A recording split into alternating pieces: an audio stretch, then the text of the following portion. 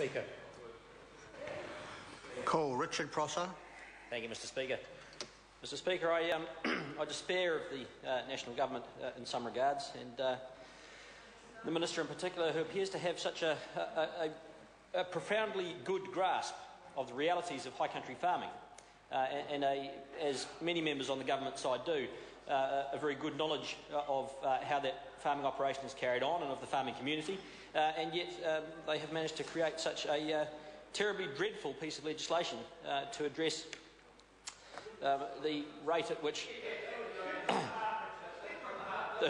the rate at which rents are set for high country farms.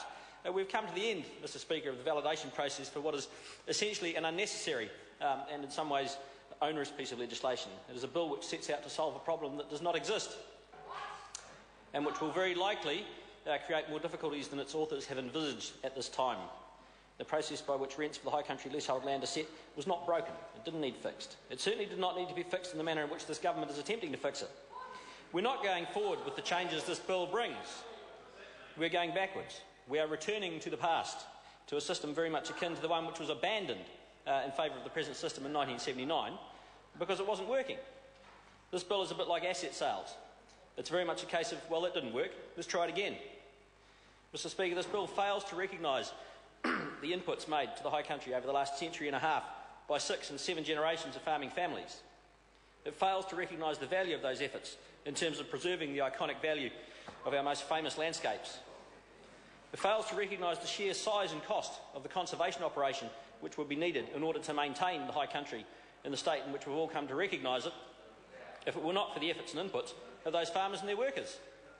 DOC will need an army, literally an army, of staff in order to carry out the same tasks which the farmers of the high country currently perform at no cost to the taxpayer. Quite literally thousands of workers with vehicles and dogs and horses and helicopters and tractors and sprayers and guns for pest control.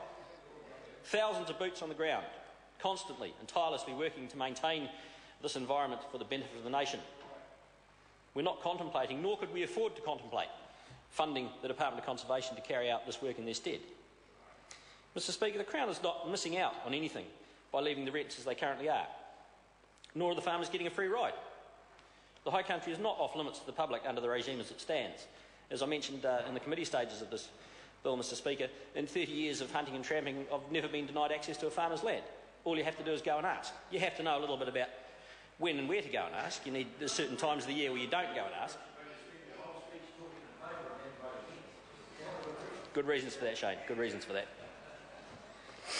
There is no disadvantage to the taxpayer in leaving things as they are, and no advantage to conservation. This bill is an attempt to extract more revenue than is reasonably or realistically possible from the tenuous operation of farming in what is very marginal land and a very marginal environment. It's driven by ideology, not by any actual need, financially or economic need, to get more money. It's not costing the government anything to leave the present rents at or even below the levels which the High Country Court in 2009 determined were in many cases already too high. But it would cost the government plenty in order to replicate what the farmers currently do if they were to be removed from the equation. In returning to a regime under which rents are set based on the stock carrying capacity of the land rather than its unimproved value, this bill fails to recognise that in times of downturn, farmers will reduce their maintenance of the land and thus reduce its carrying capacity. The upshot of this will be twofold. The value of the land itself will fall, both in terms of its monetary value as farmland and in terms of its iconic value to the nation. And as the carrying capacity falls along with this reduced maintenance, so the dollar returns to the Crown will also fall, and the government will have shot itself in both feet. Mr Speaker, New Zealand First believes that the Crown should set the rents at a simple low level based on the unimproved value of the land, recognising the contribution made to the nation by the activity of farming. This is a complicated system replacing a simple one, and history will record it as being one that doesn't work either. This is a mean and unnecessary bill, and New Zealand First opposes it in its entirety. Thank you. Call Jackie Dean. Mr Speaker, the Crown Pastoral Land Rent for Pastoral Leases Amendment Bill is just about through its third reading.